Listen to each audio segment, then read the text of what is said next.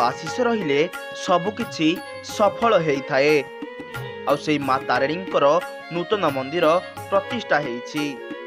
Bhograi block आरभावर्ती ग्राम में माँ तारिणी एवं हनुमान मंदिर प्रतिष्ठा उत्सव अनुष्ठित हो जाइछि।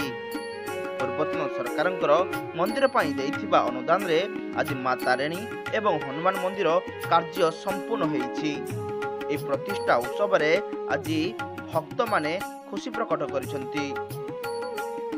आज आरभावर्ती एवं दहमुंडा ग्राम रे शह शह संख्यार महिला माने जगदे कीर्तन करी ग्रामर परिभ्रमण करथिले एवं घट उत्तोलन परे पंडित मानक द्वारा होमयज्ञ एवं मंत्र रे पूरा गाँ भक्तिमय परिवेश सृष्टि होइथिला। एथिरे ग्रामर उद्यमान युवक माने सहयोग करथिले। ब्यूरो रिपोर्ट कर्तव्य लाइव।